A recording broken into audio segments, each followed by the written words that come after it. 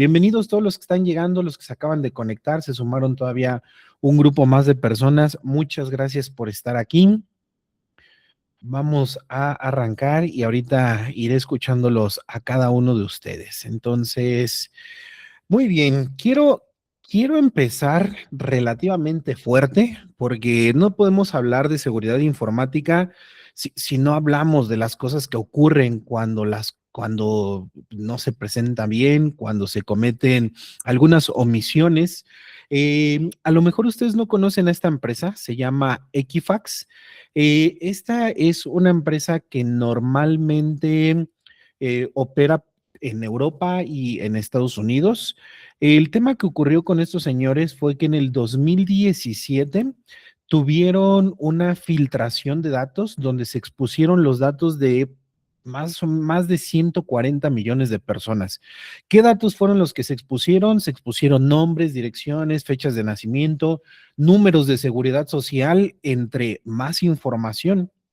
Entonces, eh, claramente, toda esa información que se expuso es información que uno no puede cambiar. Las personas que se vieron afectadas no pueden cambiar su nombre, no pueden cambiar su fecha de nacimiento, tal vez su domicilio, a lo mejor y sí, pero para algunos otros puede ser demasiado complicado.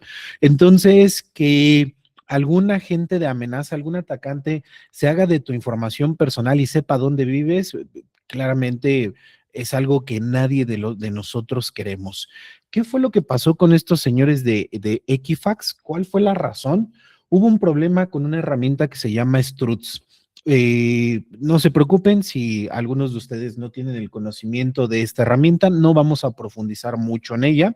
Simplemente lo que les queremos compartir es que aunque pareciera que fue una decisión o que fue un problema, una brecha técnica, de hecho la vulnerabilidad era una vulnerabilidad que ya está documentada para Struts, que ya está corregida, se presentó la filtración de la información, se estuvo robando, si no mal recuerdo, desde mayo de 2017 y se descubrió hasta julio de 2017. Entonces, imagínense ya cuántos datos se habían filtrado, no solamente con el caso de Equifax, porque si Struts, esa versión que presentaba la brecha, que presentaba la vulnerabilidad, estaba siendo utilizada en el sistema de alguna otra empresa, de alguna otra organización, y estos mismos hackers que atacaron Equifax, que sabían de la vulnerabilidad, estuvieron atacando a otras compañías, pues definitivamente la brecha muy probablemente fue mayor. La pregunta aquí es, oigan, pero pues si fue un tema técnico, ¿qué tiene que ver esa vulnerabilidad técnica con una clase relacionada con historias de usuario y seguridad en el Product Backlog? A la mera hora eso fue algo de cómo se desarrolló. Pues bueno, la respuesta está aquí, en esta diapositiva. El impacto que tuvo Equifax fue que tuvieron una multa de 11 millones de libras, algo así como 269.5 millones de pesos. Pero si fue un error técnico por una vulnerabilidad en una herramienta, en una tecnología que ellos estaban consumiendo, ¿por qué fueron ellos multados? ¿No tendrían que haber multado a los responsables del lado de Apache y de Struts? Pues el problema aquí radica en que cómo es posible que una empresa como Equifax tuviera almacenada información sensible sin haberla anonimizado, sin haberla buscado la manera de cifrarla, sin haber buscado controles de protección, sin haber implementado herramientas que le permitieran monitorear que algo estaba ocurriendo con la información. Es decir, no establecieron los controles de seguridad adecuados. Es por eso que fueron multados. La vulnerabilidad en sí fue algo grave, fue algo complejo, salieron gravemente afectados. Las personas de las cuales se filtraron sus datos claramente no van a volver a confiar de igual manera en Equifax, pero además de eso, hay normalmente en todos los gobiernos hay leyes de protección de datos de las personas y entonces Si nosotros reconocemos que hay leyes, que hay normas, que hay políticas que debemos de aplicar, pues normalmente deberíamos de estarlas aplicando desde la fase de diseño, desde la fase de análisis, desde que empezamos a pensar en el producto. Es por esta razón que les traemos este primer ejemplo. Hubo otro caso que les quería compartir interesante en el 2015. Ya tiene un poquito de tiempo, pero hoy en día con todo esto que se ha desatado con Tesla mediante su conducción autónoma, y los vehículos que están buscando poder manejar sin la necesidad de un chofer y que están siendo controlados mediante inteligencia artificial, entre otras cosas, en el 2015 Jeep trató de hacer su ejercicio con una camioneta, la Jeep Grand Cherokee.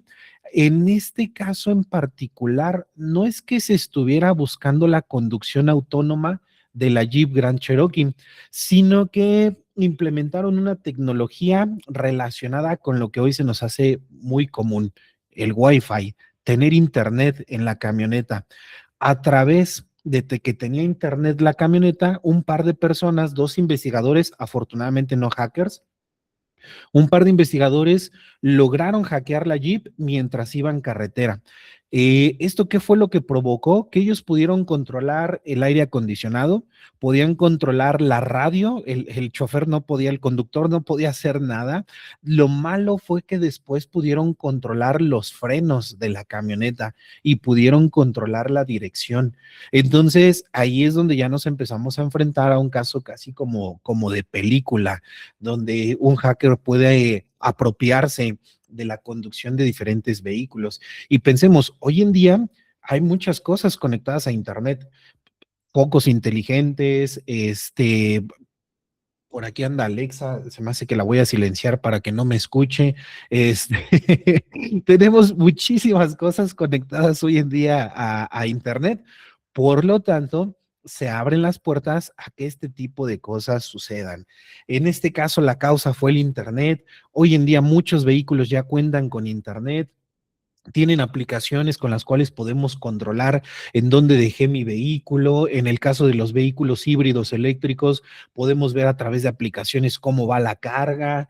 Efectivamente, por ahí dice Jairo, le recuerda algo a un tipo Rápido y Furioso. Entonces, aquí, aunque aparentemente la causa es la conexión a Internet, realmente fue por ahí una decisión de producto. ¿Por qué? Porque la camioneta funcionaba. La funcionalidad pensada para los sistemas automotrices cumplían con sus requerimientos funcionales, pero las decisiones que se tomaron desde producto no consideraban las amenazas a las cuales se podían presentar. Entonces, el Internet no es el problema. Realmente el problema es cuando no tenemos una perspectiva de seguridad al momento de definir nuestras funcionalidades. En algún momento, platicando con algunos compañeros, por ahí está conectado mi compañero Aldo, que él sí es especialista en ciberseguridad y en desarrollo seguro de aplicaciones, por ahí está conectado.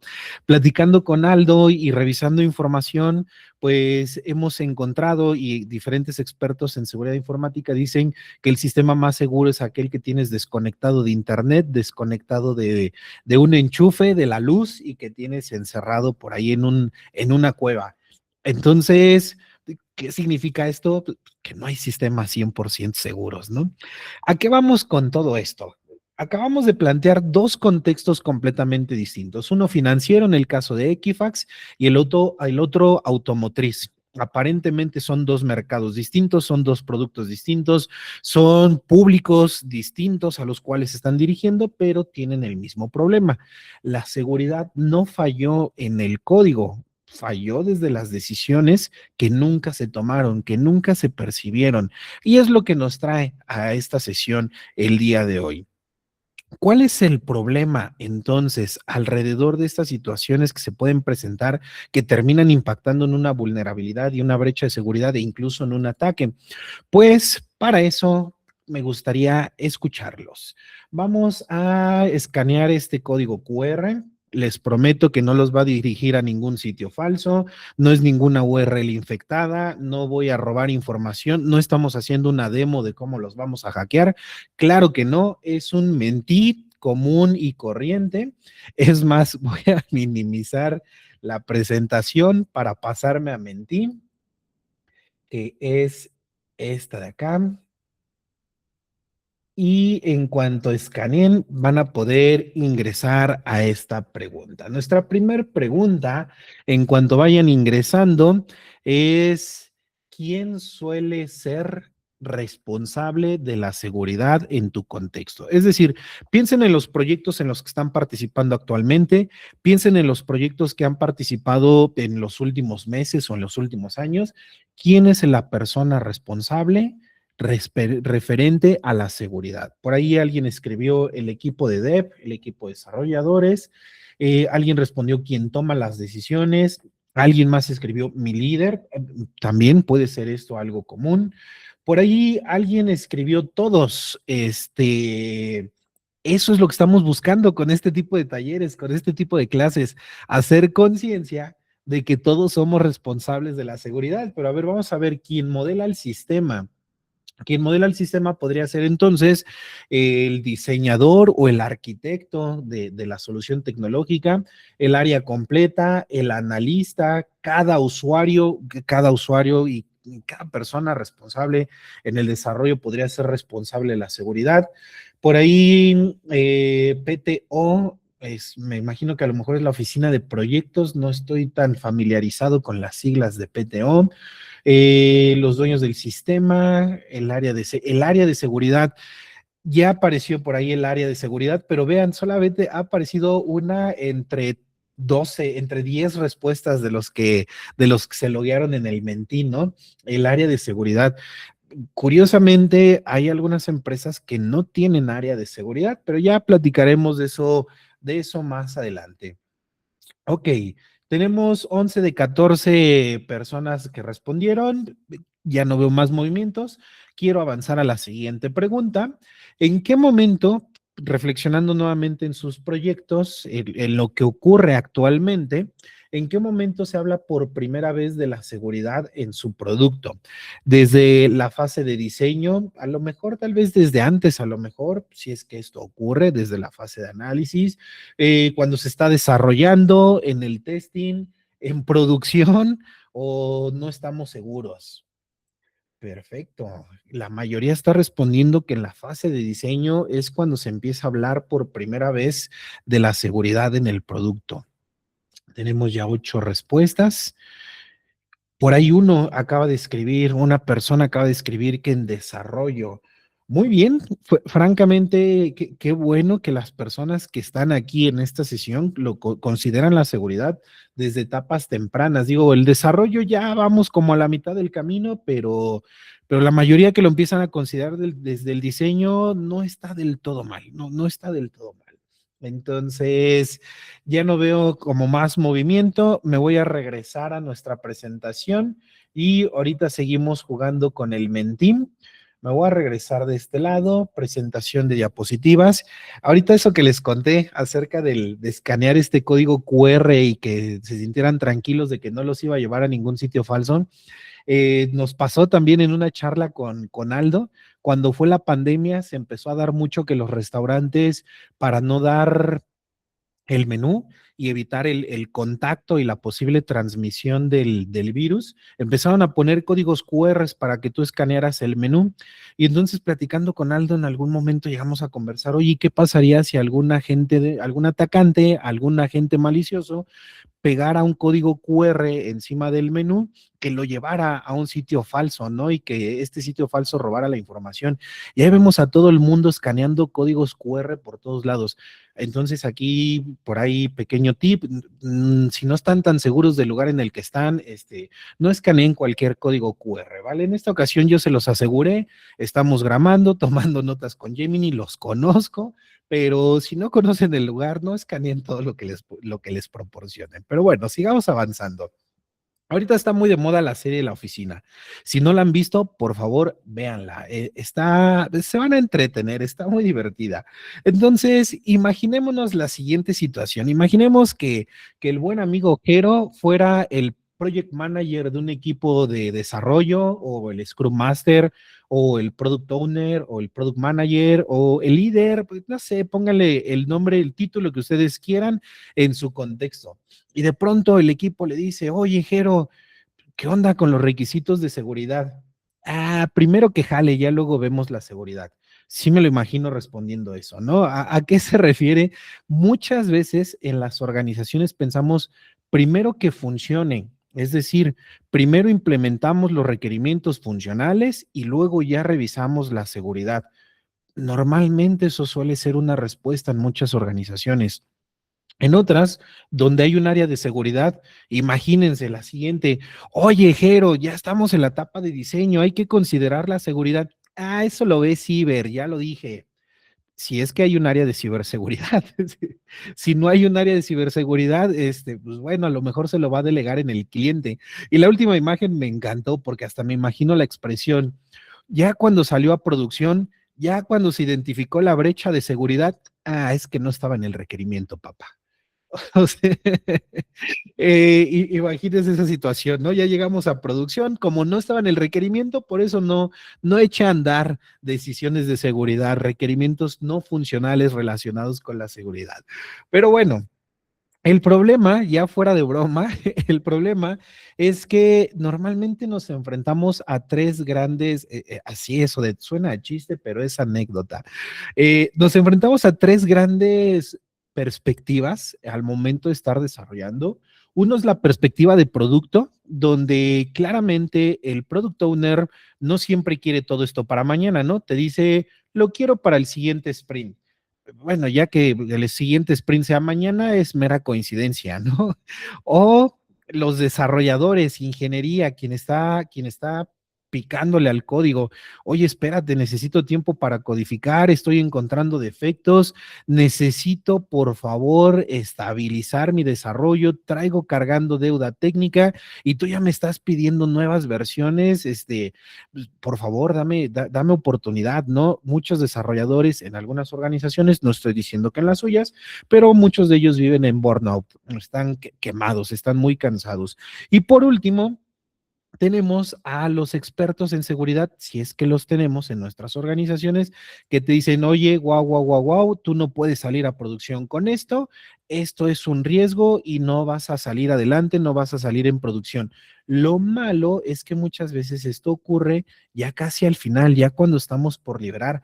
Me pasó en algunos proyectos donde ya habíamos avanzado, habíamos hecho el análisis perfecto, el diseño se había programado, hicimos pruebas y después antes de salir a producción, llegó el área de ciberseguridad, en particular un equipo que se le conoce como el Red Team, no, hacking ético, y ellos revisaron la future que íbamos a desplegar y dicen, no, no pasas, nos obligó a cambiar desde la etapa de análisis y diseño. Entonces, esto nos lleva a algo que se le conoce como la seguridad como ocurrencia tardía. Estos son tres de las grandes cosas, de los tres grandes problemas por los cuales a veces no contemplamos la seguridad. Uno, restricciones del triángulo de hierro. Para quienes han podido participar conmigo ya en el pasado en algún curso, principalmente de Scrum Master o a lo mejor de PO, hemos platicado y hemos comentado que en la gestión de proyectos tradicional existe el triángulo de hierro que tiene tres grandes restricciones, que es el alcance, el presupuesto y el tiempo. Por aquí a Nanobanana se le escapó que el triángulo de hierro, el tercer elemento es el tiempo, pero lo bueno es que yo se los estoy platicando. Claramente estas imágenes han sido creadas con inteligencia artificial, particularmente con Gemini y su nueva herramienta de Nanobanana. Pero bueno, ¿a qué vamos con esto? Muchas veces en la gestión de proyectos definimos un alcance y en función del alcance te dan el cuánto te va a costar y dices cuánto tiempo me voy a tardar. Aquí borren eso, ahí dice tiempo. Entonces, cuando tú empiezas a considerar la seguridad, claramente el alcance pues se va a ver incrementado. Si yo decía que iba a construir 100 requisitos y de pronto empiezo a considerar los temas de seguridad y me voy a 150, probablemente el cliente o el área quien va a recibir este proyecto, este producto, va a decir, híjole, es que ya estamos fuera de presupuesto. Y por eso ahí entra lo que habíamos hace ratito con Jero, ¿no? De, primero que funcione y ya después consideramos la calidad de la seguridad. Lo otro es la experiencia de usuario. Hay organizaciones donde ya tenemos a expertos de usabilidad y experiencia de usuario, revisando las pantallas, revisando los flujos, creando todo el diseño del producto, creando el diseño del servicio, y a veces la seguridad puede chocar contra la usabilidad y experiencia de usuario. Por ejemplo, cuando le dices a tu usuario que su contraseña tiene que tener 12 caracteres, una mayúscula, una minúscula, un carácter alfanumérico, que no debe ser la misma de las últimas 10 que ha metido, que va a caducar dentro de 72 horas, que no debe de coincidir con su fe de bautizo, ni tampoco con su CURP, y que necesita su acta de nacimiento actualizada de al menos los últimos 3 meses. Claramente, el usuario te va a decir, oye, para cumplir con los requisitos de mi contraseña, órale, ya la metí, no me voy a acordar, la voy a anotar en un papelito y la voy a dejar pegada en mi lugar de trabajo. Tener una contraseña robusta que pelea contra la usabilidad y experiencia de usuario podría implicar abrir una brecha de este estilo. Entonces, muchas veces nos tenemos que enfrentar a esa decisión de cómo equilibro seguridad versus usabilidad. Esa es otra de las razones. Y la que platicábamos, con la que empezamos, seguridad como ocurrencia tardía, lo dejo ya cuando el producto está terminado, cuando estoy a punto de salir a producción, y ahí es donde me detienen o donde me acuerdo que tenía que haber considerado temas de seguridad. Todavía aquí está padre alcanzar a cachar la problemática, va a salir costoso, va a salir caro, pero va a salir peor llegar a producción y no haber corregido los errores. Pero bueno, avancemos. ¿Qué tiene que ver todo esto con la seguridad desde el punto de vista del product owner? Y entonces aquí empecemos a hablar un poquito de la solución a este problema, a esta situación. Primero que nada, les presento la tríada SID. Por favor, la pueden buscar así en Google. Hay imágenes más bonitas que esta que les estoy pintando, pero es que esta imagen nos encanta, Aldo y a mí. La utilizamos en nuestro curso de desarrollo de software seguro, donde tenemos un triángulo similar al triángulo de hierro, pero aquí estamos hablando de la confidencialidad, la integridad y la disponibilidad.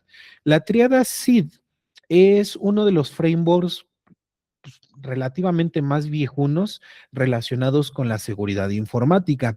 ¿A qué hace referencia esta triada SID? Nos dice que la confidencialidad es la propiedad de la información que garantiza que la información sea accesible para las personas, entidades o procesos autorizados. Ahí está la palabra clave. No todo el mundo tiene acceso a toda la información, solamente las personas que están autorizadas. Tenemos la integridad. La integridad es la propiedad que garantiza que la información sea modificada solamente por los usuarios autorizados. Es decir, todos sabemos que la información puede pasar por un update, toda la información se puede modificar, se pueden hacer ajustes, va actualizando en su ciclo de vida del dato, pero solamente puede ser modificada por usuarios, procesos, personas o entidades que están autorizadas para realizar esas modificaciones. Y por último, la disponibilidad. La disponibilidad garantiza que los usuarios que están autorizados a acceder a la información siempre puedan acceder a ella cada que lo necesiten, que no nos apliquen las de Ticketmaster, que quiero comprar mis boletos para Chayanne y de pronto ya se cayó el sistema en la preventa. No pasó claramente, pero es solamente un ejemplo didáctico. Entonces, cuando empezamos a pensar en un tema, una perspectiva de seguridad, podemos empezar a aplicar estos tres grandes conceptos. Estoy aplicando confidencialidad en este requerimiento, me estoy asegurando de que haya integridad de la información, el servicio que estoy poniendo a disposición, cuál va a ser la disponibilidad y cómo me voy a asegurar de que esté disponible. Son preguntas que ya nos podemos empezar a realizar. Entonces, si esta es la solución, pasemos nuevamente a nuestro mentín. Me voy a regresar de este lado porque tenemos una pregunta más que les quiero hacer relacionado con nuestro triada SID. Reflexionen nuevamente un momento sobre su proyecto actual, sobre sus últimos proyectos en los que hayan participado. Desde su perspectiva, la parte que a ustedes les tocaba construir, documentar, probar, analizar, ¿qué tan presente tenían la triada SID en este proyecto? Esta es una herramienta en la cual pueden ir alejando o acercando la barrita para ver más o menos cómo andamos en respuestas. Entonces, en disponibilidad, por ahí la mayoría sí lo tenía considerado, confidencialidad sí, la integridad como que sí, como que no tanto. Por ahí tenemos ya 5 respuestas, 6 respuestas. Se empieza a hacer un poquito más gordito el tema de la integridad, se está aplanando la curva, pero se alcanza a percibir al menos una tendencia con los que estamos aquí conectados, ¿no? Como que donde sí estamos muy de acuerdo es con el tema de disponibilidad, como que la mayoría de nosotros sí lo tenía presente, sí lo estaba considerando. El tema de la confidencialidad, no, la mayoría no estamos tan, digo, comparado con la disponibilidad con un 4.5, la confidencialidad está sacando un 4, como que lo tenemos presente, pero todavía no estamos tan del lado derecho. Y donde sí estamos repartidos es con el tema de la integridad, como que ese incluso suele ser un concepto a veces que podríamos no tener tan presente, ¿no? Eso de que cómo le hacemos para que la información no sea modificada por entidades no autorizadas. Esa parte está divertida, sobre todo porque la información puede ser modificada en 3 momentos. Cuando está persistida la información en la base de datos, cuando se encuentra en tránsito la información, es decir, viajando a través de un flujo de red, o cuando la está ingresando el usuario incluso. Entonces, ahí a veces ese concepto de integridad puede perderse. Muy bien, sigan respondiendo, no se preocupen, por ahí después les pasaremos los resultados de nuestra encuesta Mitofsky. Bueno, no es una, Michelovsky es este tipo de encuesta. Me voy a regresar a nuestra presentación y avancemos un poquito más.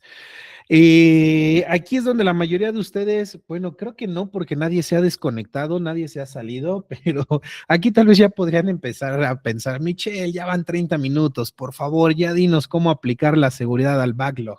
Entonces, vámonos al grano, veamos cómo podemos aplicar la seguridad. Historias de usuarios seguras, este es el siguiente tema que queremos abordar. ¿Qué creen? Esta masterclass y el contenido al cual pertenece, lo hemos venido reflexionando desde hace ya algunos años. De hecho, observen esta captura de pantalla, es un caso real. Yo lo vi, yo recibí este correo electrónico el 10 de diciembre de 2024. No les voy a decir qué entidad gubernamental es, pero claramente podemos observar que es de una entidad de gobierno. No voy a decir cuál, de hecho, por eso anonimicé el sitio, anonimicé el encabezado, anonimicé el sistema, la despedida, porque ahí también lo podían reconocer, el logo y su domicilio. ¿Qué fue lo que no anonimicé? Bueno, aquí claramente estaban mis datos, ¿no? Pero también los quise anonimizar aquí en el usuario.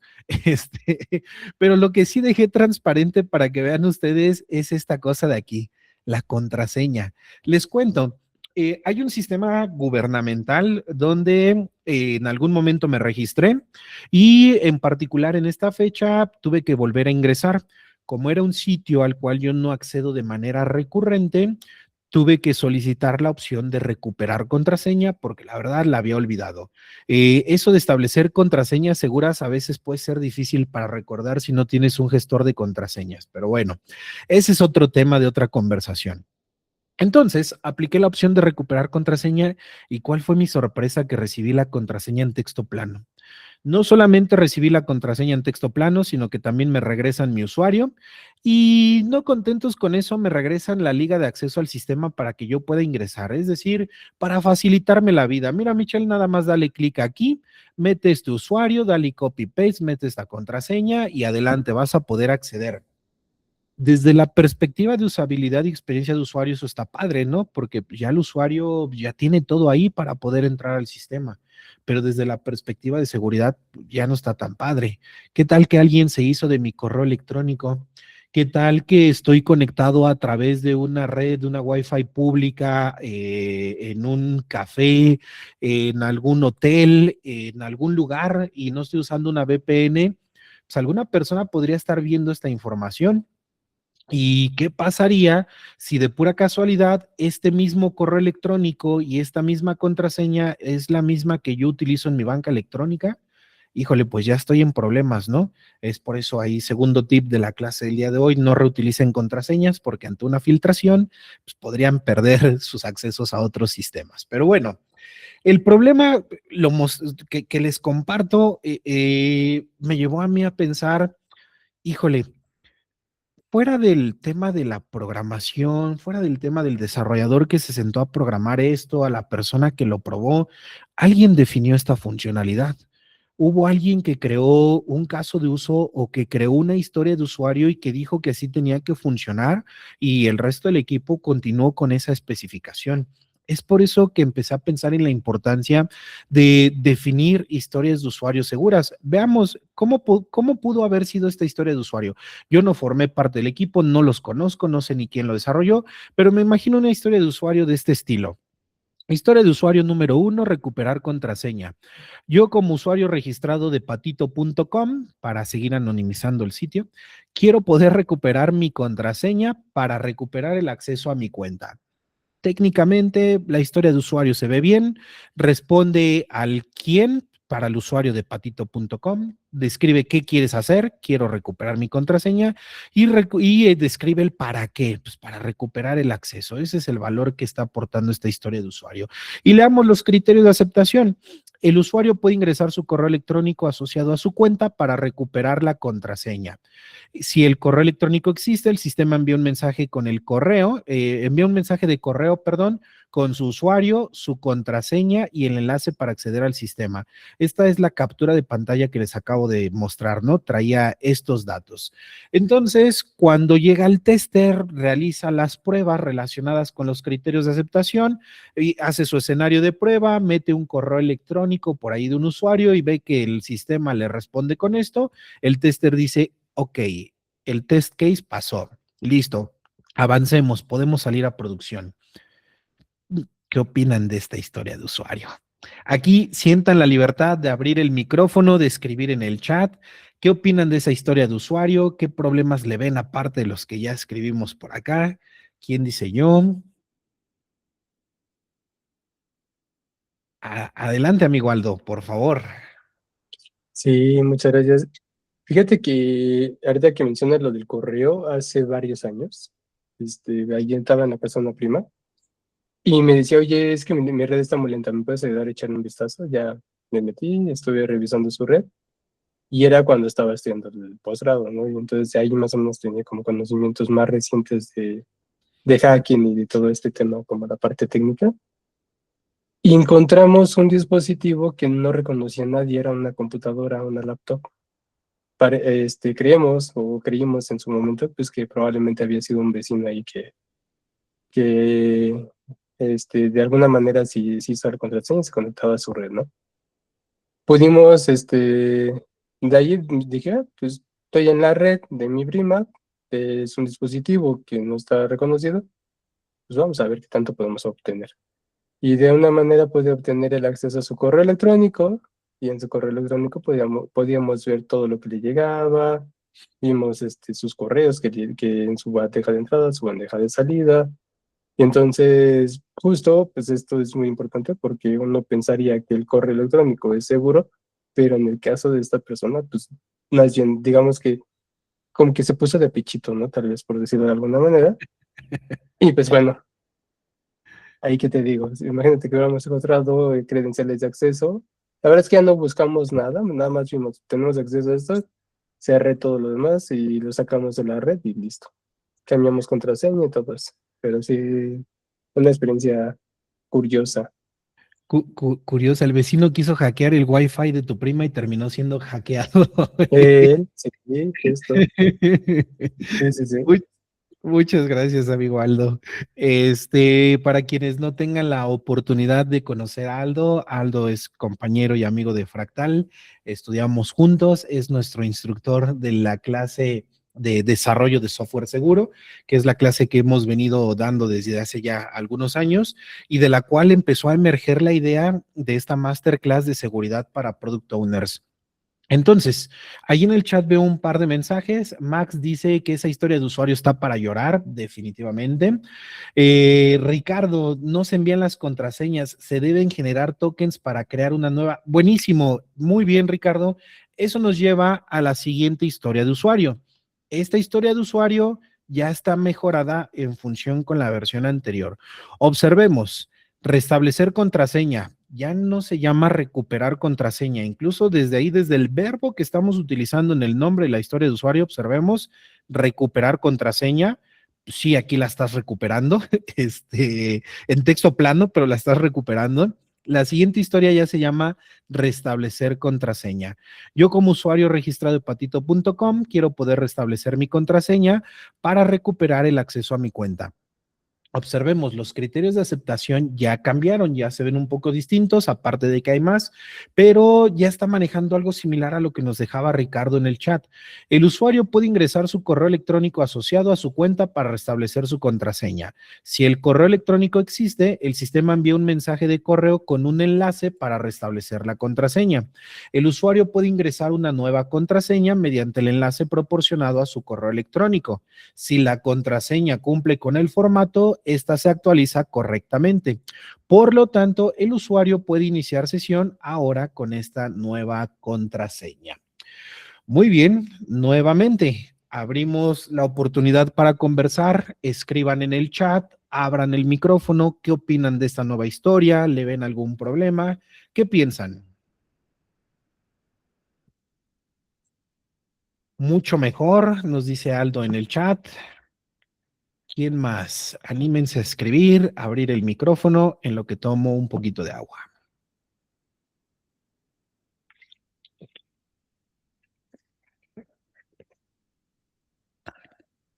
Por ahí Odette nos dice, y resulta que donde se cambia la contraseña no tiene protocolo seguro. Ah, esa es otra. Eso también podría ocurrir, pero bueno, ¿qué creen que Doin dice Aldo? Efectivamente, esta historia de usuario ya se ve mucho mejor, se ve mejor elaborada.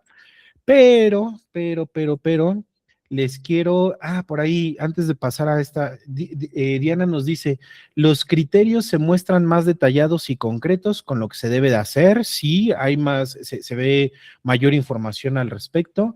Juan Antonio nos dice, además ya se está estableciendo que hay una política de contraseña la cual se debe de respetar, efectivamente, mi estimado Juan Antonio. Y entonces aquí entra la primera herramienta que les quiero compartir. Hace ratito que les platiqué de la triada SID, de la confidencialidad, integridad y disponibilidad, se los platiqué justo para que empecemos a aplicarlo como una especie de checklist. Por ejemplo, en la historia de usuario podríamos preguntarnos, ¿estamos revelando información sensible? Los datos podrían ser alterados en el flujo de información desde que se lo mando, desde que le da clic, desde que recupera contraseña. ¿Alguien podría alterar los datos? Disponibilidad.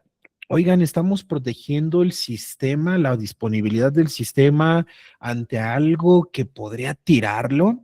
Entonces, cuando nos empezamos a hacer preguntas relacionadas con la triada SID, cuando empezamos a observar la historia de usuario con el pensamiento de seguridad, podríamos empezar a descubrir algunas cosas interesantes. Por ejemplo, no sé si a ustedes les ha pasado, pero a veces cuando vas caminando por la calle, principalmente en tu colonia, ves a tu vecino, ves que abre la puerta y la cierra, pero no le pone llave, de pronto podrías pensar, caray, su puerta técnicamente está abierta, ¿no? Me ha tocado ver algunas personas que incluso tienen un esquema en el cual pueden abrir su puerta desde afuera. Y digo, bueno, lo bueno es que son mis vecinos, nos conocemos, que claramente yo no voy a ir a abrir su puerta, pero está raro, ¿no? Y de pronto empiezas a observar otras casas que dices, caray, si aquí alguna persona con deseos malintencionados se sube por ahí, después pisa allá, podría llegar a esa ventana y esa ventana no tiene protección, híjole, se podría meter a esa casa. Entonces, digo, a lo mejor a ustedes no les ha pasado, pero cuando empiezas a tener pensamientos y conciencia de seguridad, de pronto empiezas a descubrir vulnerabilidades, incluso hasta en la casa de tus vecinos. Eh, Aldo dice, ¿puede alguien pensar en la seguridad de las chelitas del refri? Claramente, claramente, nadie está pensando en esa seguridad.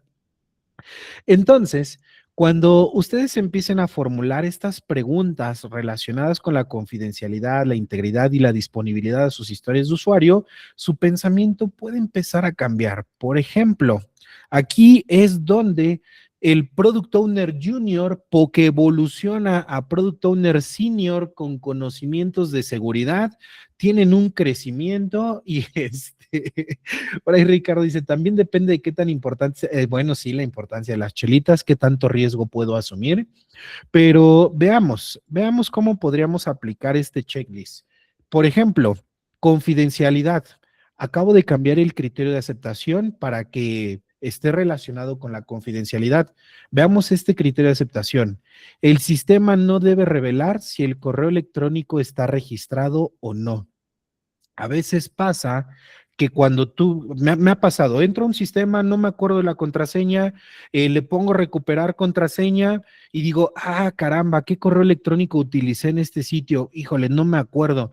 Y pongo el correo electrónico que siempre uso y de pronto me dice, error, el correo electrónico no forma parte de nuestra base de datos de usuario. Digo, palabras más, palabras menos, acabo de descubrir que ese correo electrónico no está registrado. Entonces, cuando nosotros mostramos mensajes de ese estilo de, oye, ese correo que ingresaste no lo tengo registrado y por lo tanto no te puedo recuperar la contraseña, no te puedo restablecer, pues estamos dando información quizás de más.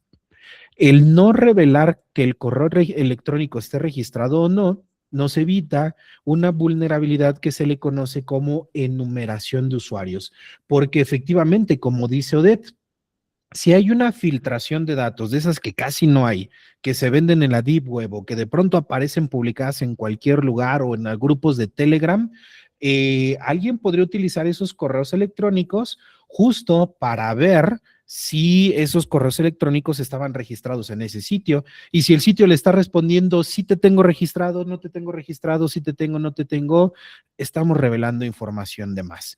Entonces, este nuevo criterio de aceptación evita enumeración de usuarios y además protege información sensible.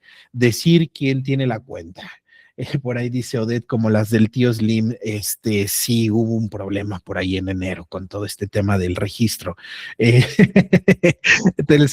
Aldo dice, de Telcel no vas a estar hablando. Caramba, ¿qué tan grave fue el caso de Telcel que a la fecha creo que va al 10% de usuarios registrados? Nadie se quiere registrar por un temor. Veamos el siguiente criterio de aceptación. El enlace de restablecimiento debe de ser único, tiene una expiración máxima de 15 minutos y solo puede usarse una vez. Si detectamos aquí ya estamos aplicando integridad y estamos aplicando también confidencialidad. Evitamos la reutilización del token o evitamos la reutilización de ese token de restablecimiento de contraseña y evitamos manipulación del flujo de autenticación. Si ya, de hecho, hay varias, ahorita Odette escribe por ahí, ya hackearon al SAT. Hay muchas entidades de gobierno que acaban de hackear hace poco gracias a la inteligencia artificial, pero luego les platico de ese caso. Veamos el siguiente criterio de aceptación. La nueva contraseña debe de cumplir con la política de seguridad definida. Ya lo obteníamos en la historia de usuario anterior. Aquí ya solamente complementamos con el tema de la longitud, complejidad, pasfrases, que es mejor que utilizar solamente palabras, y lineamientos institucionales. Aquí estamos protegiendo integridad al no comprometer la información. Veamos este otro criterio de aceptación. Se debe registrar el intento de restablecimiento para fines de auditoría. ¿Cuántos de nosotros estamos registrando las cosas que ocurren en nuestro sistema a través de un log? Tener un registro de los intentos de restablecimiento, además de ayudarnos para temas de auditoría, nos permite detectar posibles ataques. Imaginen que alguna persona esté tratando de adivinar la contraseña, bueno, algún atacante esté tratando de adivinar contraseñas, esté tratando de hacer ahí cosas raras. Entonces, nosotros podríamos estar registrando todos sus intentos de restablecimiento de contraseña y saber que algo está pasando. Nos dice por ahí Ricardo, ataquemos el log. Hay vulnerabilidades en algunos logs. Hay ahí el caso de Log4Shell, Log4j, perdón. Pero bueno, ahorita podría también ocurrir. Poder registrar el intento de restablecimiento también nos va a ayudar a tener una trazabilidad. ¿Cuántas veces la persona ha tratado de restablecer su contraseña? A lo mejor incluso por ahí poder tomar decisiones y responder ante posibles incidentes. Del registro del intento y restablecimiento también está relacionado con otro concepto de seguridad que hace referencia a responsabilidad y no repudio, pero ese platicamos después, no quiero meterme con esos temas todavía. Veamos el siguiente criterio. Perdón, veamos el siguiente criterio. Se debe delimitar el número de solicitudes de restablecimiento por usuario en un periodo de tiempo determinado. Aquí ya entra el tema de disponibilidad. Cuando se sufren ataques de denegación de servicio o denegación de servicio distribuido o ataques de fuerza bruta, normalmente van a ocurrir sobre algún formulario en el cual el atacante está tratando de causar daño. Si nosotros no limitamos el número de intentos de solicitudes de restablecimiento, el atacante podría estar saturando el sistema y le estaría pegando a la disponibilidad. Recordemos que la disponibilidad es que el sistema esté siempre disponible para el usuario autorizado que necesita entrar a consultar información. Entonces, un ataque de DDoS o de fuerza bruta podría tirar el sistema y le podría pegar a la disponibilidad. Es por eso que de aquí también es importante. Uno más, después del cambio de contraseña, se invalidan las sesiones activas previas en cualquier otro dispositivo. Otra vez estamos protegiendo confidencialidad. Si cambié la contraseña en web, se debe de cambiar la contraseña en la aplicación móvil. Con esto evito que si alguien me robó mi celular, acceda a información que no tiene por qué acceder gracias a ese cambio de contraseña. Entonces, evitamos secuestro de sesión y aseguramos que la persona es el usuario legítimo. También estamos protegiendo integridad de la información. Muy bien. Si aplicamos el checklist entonces que les acabo de compartir de confidencialidad, integridad y disponibilidad, podemos evaluar cada uno de los nuevos criterios de aceptación. No revelar mail, cumple con confidencialidad. Token seguro, confidencialidad e integridad. Política de contraseña, integridad. Auditoría, confidencialidad, integridad y disponibilidad. El límite de intentos, integridad y disponibilidad. Invalidar las sesiones, confidencialidad e integridad. Cuando nosotros observamos esta tabla, podríamos decir, mi historia de usuario tal vez todavía no sea perfecta, mis criterios de aceptación tal vez todavía no sean perfectos, pero creo que hemos disminuido en gran medida la probabilidad de que algo pueda ocurrir a través de esta historia de usuario.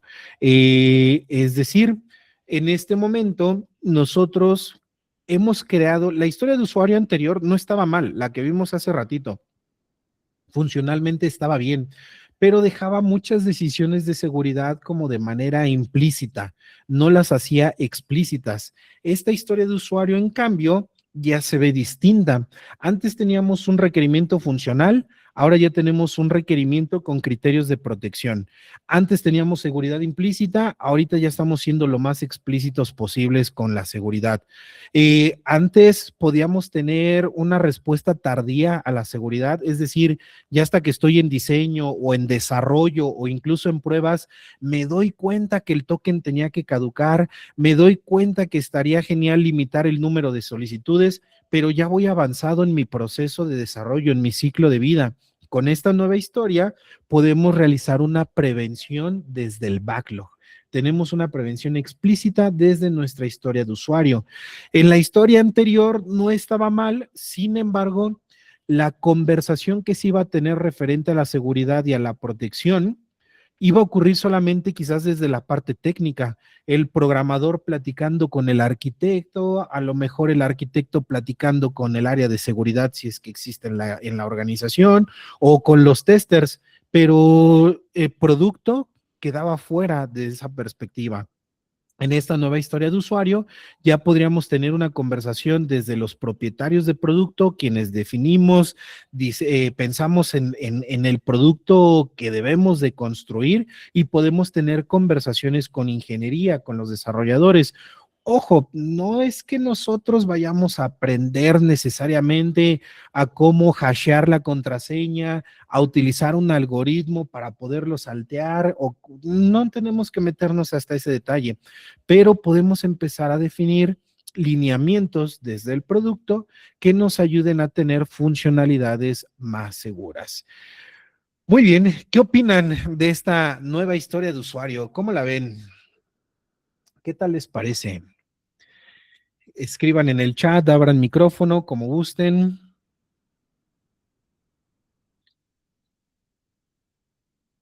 Se ve distinta, ¿verdad? Muy bien. Les voy a compartir, se ve más completa, dice Odette, no solamente más completa, más segura, pero qué genio el que escribió eso. Ah, gracias, amigo. Este es un caso que yo les preparé.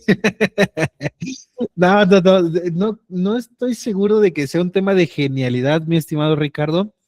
Creo que más bien es un tema del conocimiento. Les platicaba hace ratito cuando les presenté a Aldo.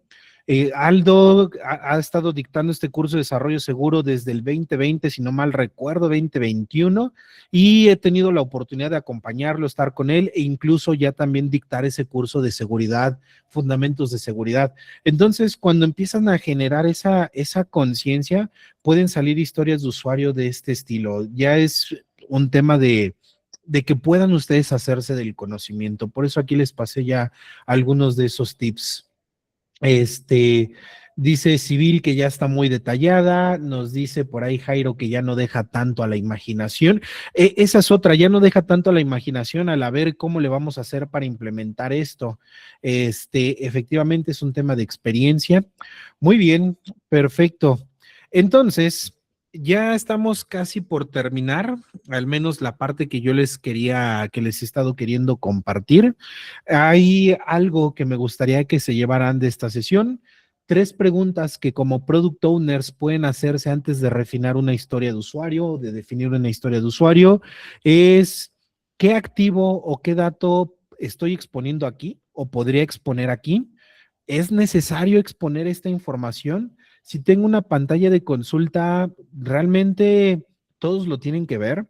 A veces podemos tener una pantalla de consulta que utilizan dos tipos de usuarios, pero los 2 tipos de usuarios tienen que ver exactamente la misma información. Ahí estamos hablando de otro concepto relacionado con los privilegios, ¿no? Con los permisos que tienen las personas.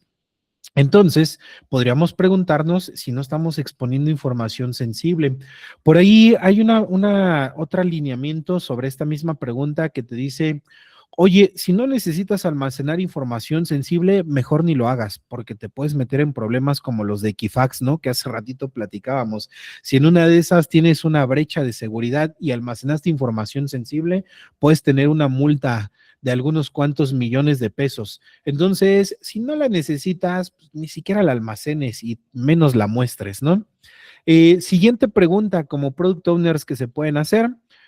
¿Podría alguien abusar o manipular la información, el proceso, el servicio que estoy exponiendo a través del software del producto que estoy creando? Y una tercera pregunta, ¿qué decisión de seguridad necesito hacer explícita desde hoy antes de que llegue a desarrollo, antes de que lleguemos a una etapa ya bastante avanzada y que tal vez me pueda meter en problemas? Estas preguntas les pueden ayudar a ustedes a empezarse a orientar. ¿Y saben qué es lo mejor que no les he contado? Que estas preguntas que les estoy pasando, el tema de la tríada sí, de la confidencialidad, integridad y disponibilidad, el ejemplo de la historia de usuario, las notas de Gemini que se van a llevar de esta masterclass, se la meten a la inteligencia artificial generativa de su preferencia y después la pueden utilizar para que les ayude a evaluar sus historias de usuario actuales. Entonces, pues por ahí ya lo pueden empezar a aplicar el conocimiento que estamos revisando aquí. Siguiente, la funcionalidad, si se dan cuenta, no cambió. Lo que cambió fue la conciencia del product owner, cambió ese nivel de pensamiento con el cual se definió la historia de usuario. Es decir, se volvieron con esto un product owner o una product owner con decisiones, con toma de decisiones más informadas, incluso lo podríamos mencionar así. En conclusión, para pasar a la sección de preguntas y respuestas, lo que les quiero platicar es que la funcionalidad puede ser correcta. De hecho, la segunda historia de usuario que ustedes vieron, dijeron, está completa, se ve diferente, me gusta más, está más elaborada. Sin embargo, a pesar de que la funcionalidad era correcta, podría todavía presentar algunas brechas relacionadas con la seguridad. Y algo más, si ustedes están utilizando Scrum, alguna metodología ágil, si no está en el backlog, no existe. En Scrum, en agilidad, el backlog es la única fuente de requerimientos. Todo lo que está en el backlog es lo que se va a construir. Entonces, si no contemplamos la seguridad desde el backlog, es muy posible que lleguemos a producción sin haber contemplado algunos aspectos que pudimos haber asegurado desde etapas iniciales. Entonces, hoy vimos algo que al menos yo considero interesante y creo que ustedes también, porque no se han desconectado todos. Una historia de usuario puede estar perfectamente bien escrita, puede funcionar, podemos pasar a desarrollo y podemos liberar a producción, pero aún así puede ser insegura. Y no porque alguien haya cometido un error técnico, sino porque hay ciertas decisiones que nunca se realizaron, que nunca se tomaron desde etapas iniciales. Y esto realmente es más común de lo que pensamos. Hoy les platiqué de 3 casos rápido, Equifax, la Jeep y el caso de ese sitio de gobierno. Y podemos encontrar más. Si ustedes buscan en YouTube, hay muchos podcasts relacionados con vulnerabilidades. Hoy en la mañana estaba escuchando uno bastante interesante. Luego se los comparto a través de... Luego se los comparto. Entonces, esto es más común realmente de lo que pensamos. En México, desafortunadamente, se están presentando muchas brechas de seguridad en sistemas de gobierno y en sistemas privados, y muchas veces puede deberse a que como product owners no tomamos decisiones relacionadas con la seguridad todos los días, sino que nos enfocamos muchas veces más en la funcionalidad. Nos enfocamos en ver qué historia de usuario tiene mayor prioridad, cuál aporta mayor valor para el negocio, y empezamos a dejar de lado un poco esas cosas que también tienen un impacto incluso monetario. Rara vez hacemos explícita la seguridad en una conversación con un stakeholder, con un usuario, con un cliente, pensando en que a lo mejor el cliente no tiene por qué saber temas de seguridad o no lo va a entender, cuando a mí me gusta saber cómo funciona la chapa de mi casa, ¿no? Me gusta saber que no van a romper la chapa de mi puerta y se van a meter. Me gusta sentirme protegido, aunque tal vez no entienda el mecanismo y nunca haya visto una chapa de un candado abierto por dentro. Entonces, aquí es donde entra la buena noticia, o sea, realmente eh, la seguridad no necesariamente tendría que ser algo explícitamente técnico. Está genial que conozcamos la parte técnica, pero tampoco se vayan a estresar si no dominan la parte técnica. El tema de seguridad es algo que se puede aprender. La seguridad no solamente involucra la parte de la codificación, de la arquitectura, de las redes, sino que implica políticas, estándares, normas, definir procedimientos adecuados, y eso a veces son decisiones de producto y ya no tanto decisiones técnicas. Todo eso se puede aprender, se puede estructurar y se puede aplicar de una manera sistemática en su día a día cuando estén definiendo un nuevo producto o historias de usuario. Entonces, esto es justamente lo que les quería compartir, lo que hemos creado de este lado en Fractal para poder aportar nuestro granito de arena a este tema de la seguridad. Esta clase que les acabo de compartir forma parte de un curso más completo donde se empiezan a observar y se empiezan a revisar otras cosas. Ese otro curso, por ahí algunos de ustedes a lo mejor les ha llegado el correo electrónico, dado que lo he estado mandando desde hace tiempo, o a veces hago publicaciones en LinkedIn, a veces hago en mis propios estados de WhatsApp, publico a través de este curso. La parte de la seguridad desde el backlog y desde las historias de usuario es solamente un pedacito que está genial que ustedes conozcan, pero si pueden conocer un poco más, es más, si quieren ni siquiera conmigo, si quieren buscar en algún otro lugar, en Google, en YouTube, acerca de riesgos, amenazas, vulnerabilidades y cómo estos riesgos, cómo esta terminología la podemos empezar a aplicar nosotros como product owners, yo los insistiría mucho a que lo hagan. Es más, hasta los puedo orientar sobre qué información pueden ir leyendo y pueden ir preparando. Este tema, por ejemplo, el tema de los riesgos. El product owner es una persona que va a maximizar el valor del producto, por lo tanto, él junto con el Scrum Master tienen que gestionar los riesgos en el desarrollo del producto que se está construyendo. Entonces, qué genial que conozcamos esos principales riesgos que se pueden presentar en aplicaciones web, en aplicaciones móviles, cuando consumimos APIs, ahorita que están muy de moda los lenguajes LLMs, el uso de la inteligencia artificial, ahí también se están presentando algunas brechas. Y esta otra parte de aquí, platicábamos que un problema está relacionado con la usabilidad y experiencia de usuario. ¿Cómo podemos crear un producto que desde la perspectiva de la usabilidad el usuario se sienta cómodo, pero que además se sienta seguro con eso que le estamos mostrando? El día de hoy, como les comentaba, les voy a compartir información de esta masterclass, de lo que acabamos de ver. En el curso también viene más información, un checklist de seguridad para el backlog, plantillas de historias de usuarios seguras, algunos ejercicios prácticos y no lo voy a negar, se los tengo que decir. Quiero pensar que mucha diversión. Me trato de poner ejemplos con los cuales puedan ser quizás un poquito, no sé, bromistas, caer en el tono de broma, pero a veces es más fácil de recordar algo cuando está relacionado con el tono de broma. Pero bueno, esta clase forma parte de este curso que lleva un poquito más de tiempo. Ya después, si ustedes gustan y están interesados, les puedo compartir la información, pero ahora me gustaría escucharlos a ustedes. ¿Alguien tiene dudas acerca de las historias de usuarios seguras? ¿Tienen dudas acerca de SID? ¿Tienen dudas del checklist que les platiqué? Cuéntenme, quiero apoyarlos. Quiero que el día de mañana empiecen a escribir historias de usuario más seguras. ¿Quién dice yo? ¿Quién tiene una duda? O muchas.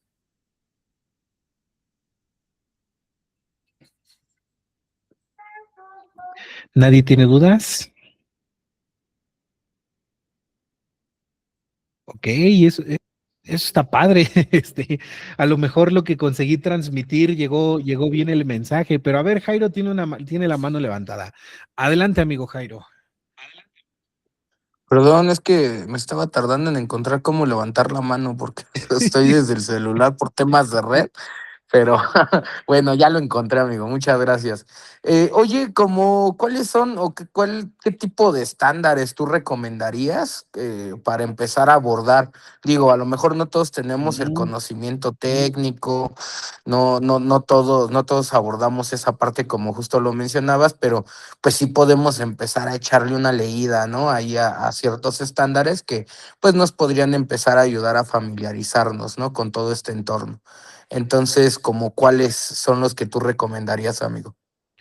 Ok, buena pregunta, amigo Jairo. De hecho, me parece bastante interesante porque si la intención es que después de esta clase ustedes puedan salir y aplicar lo que aquí vimos, estaría genial que podamos ver. Hay algunos estándares que son algo robustos, como por ejemplo el NIST, se los voy a escribir aquí en el chat. El NIST. Ese es uno de los estándares que nos ayuda con el tema de gestión de riesgos, entre algunas otras cosas. También depende un poco en qué estemos aplicando nuestro proyecto, amigo, en qué contexto. Por ejemplo, algunos de ustedes saben que trabajo en banca, entonces cuando trabajamos en banca y manejamos temas de tarjetas de crédito, está el PCI DSS, que también es otro estándar, pero es bastante robusto. Podría darles más estándares, pero a lo mejor van a ser un poquito pesados de leer. Me gustaría mejor compartirles, y es más, voy a compartir una nueva pestaña para mostrarles un proyecto, el Open Web Application Ay, se me acaba de olvidar qué es la A, pero Security Project, con eso termina. Pero, ¿por qué les quiero compartir el OWASP? Dada esta pregunta que nos acaba de lanzar Jairo, se las voy a pegar aquí en el chat. OWASP es un conjunto de personas expertos en ciberseguridad alrededor del mundo, donde han realizado múltiples esfuerzos, proyectos y trabajos relacionados con la seguridad. Entonces, por ejemplo, con estos amigos de OWASP, ustedes pueden encontrar el top 10 de vulnerabilidades para aplicaciones web.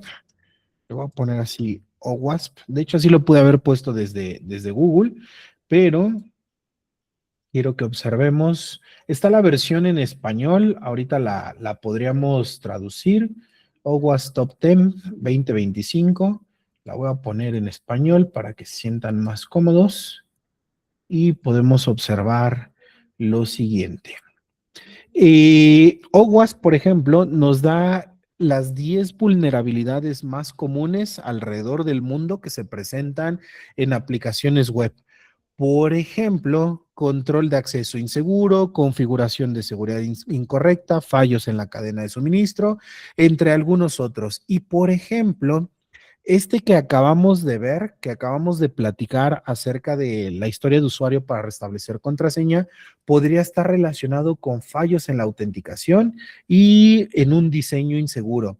Entonces, cuando ustedes empiecen a revisar estos temas que nos dice OWASP, podemos empezar a identificar algunos, es más, ni siquiera lo tenía preparado, pero por ejemplo, recopile y negocie los requisitos de negocio, incluyendo requisitos de protección, de confidencialidad, integridad, disponibilidad. Entonces, desde aquí ustedes ya pueden empezar a identificar qué requisitos pueden empezar a aplicar desde sus historias de usuario. Ahora, la parte divertida de OWASP es que no solamente tiene un top 10 para aplicaciones web. Si ustedes están construyendo aplicaciones móviles, también tiene su top 10 de vulnerabilidades en aplicaciones móviles. Si ustedes están consumiendo APIs, también hay vulnerabilidades a través de consumir APIs externas que tal vez no sean del todo seguras o que nosotros mismos estemos exponiendo APIs y estemos exponiendo información. Entonces tienen el top 10 para APIs, el top 10 para LLMs. Creo que este podría ser un gran punto con el cual podrían empezarse a familiarizar un poquito más, mi estimado Jairo. Open Web Application Security Project. Ahí está, ya Ricardo nos complementó, por ahí se me estaba olvidando la A. No sé si con eso ayudé, amigo Jairo, con la duda. Entonces, por ahí en el chat también hay algunas otras dudas. Por ahí Ricardo dice, ¿por qué en el alcance no se considera por default una etapa de seguridad? Puede deberse a diferentes cuestiones, amigo Ricardo. Te lo puedo compartir desde mi experiencia, dado que no he participado en todos los proyectos, ni he participado en todas las empresas en las que puedan existir, entonces en las que he podido trabajar, sobre todo recientemente, como estoy en la parte de banca, ahí la seguridad es nuestro día a día. A cada rato nos mandan cursos, a cada rato nos mandan correos de phishing para ver si caemos, y le damos clic o lo reportamos. Entonces pasamos por un constante eh, capacitación y formación para concientizar alrededor de la seguridad. Entonces, respondiendo a la pregunta de por qué en el alcance no se considera por defecto la seguridad, muchas veces puede ser porque no somos tan conscientes de ella, perdón, porque a veces no lo tenemos tan a la mano, porque desafortunadamente, hasta que no te pasa algo, no, es más, hay un refrán que lo explica, ¿no? Dicen que el refrán es la filosofía popular. Una vez que se cayó el niño, a tapar el pozo. Ese refrán de la filosofía popular aplica muy, muy, muy bien incluso en estos contextos de que a veces cuando no te ocurre, piensas que no te va a ocurrir a ti. Piensas que está bien, que está tranquilo, que no va a pasar nada. De hecho, eso me recuerda un libro que les voy a dejar aquí en el chat, El arte de la intrusión, de Kevin Mitnick.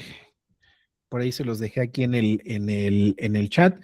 Recientemente terminé de leer ese libro y en ese libro Kevin recopila casos de muchos hackers sobre lo que hicieron, cómo trabajaban, cómo operaban, cuál era su hilo de pensamiento y muchos de ellos incluso terminaron en la cárcel. Y de pronto cuando lees los casos de cada uno de estos hackers, de cómo iban jalando hilo y de pronto terminaban comprometiendo la información de grandes empresas transnacionales, dices, ah, caray, o sea, tú puedes pensar que está seguro, pero resulta que alguien te puede encontrar un hilo y te termina descosiendo el suéter. Entonces, creo que muchas veces es esa falta de conciencia, amigo Ricardo.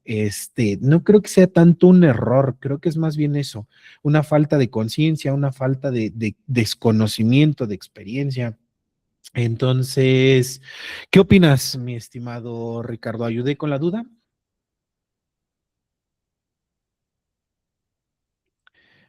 Manita levantada, quiere decir que ayudé. Perfecto. Muy bien. ¿Alguien más tiene alguna duda? ¿Algo en lo que pueda apoyar? ¿Algo que quieran aclarar? Oded aplaude. Parece ser que todo está bien de ese lado. Perfecto. Muchas gracias, Oded. Por ahí creo que, no sé si se quedó la mano levantada, amigo Jairo, o hay alguna otra duda.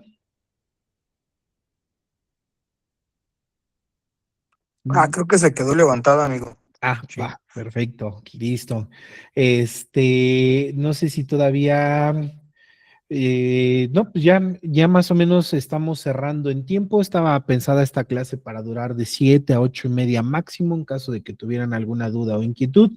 Si ya no hay más dudas, nuevamente agradecerles por haber estado aquí, por haberse conectado, por haberse quedado hasta el final. Si puedo ayudar en algo, la mayoría de ustedes tienen mi contacto, ya sea por LinkedIn, por WhatsApp o por correo electrónico. Con todo gusto les comparto lo que les pueda compartir, que les pueda ser de ayuda. Espero verlos pronto en alguna otra masterclass. Entonces, que descansen, que tengan una excelente noche, cenen rico. Nos vemos pronto. Gracias, Muchas gracias. hasta luego. Gracias Hasta a luego. ustedes. Buenas noches a Hasta todos. luego. Gracias. Gracias a ustedes. Muchas gracias.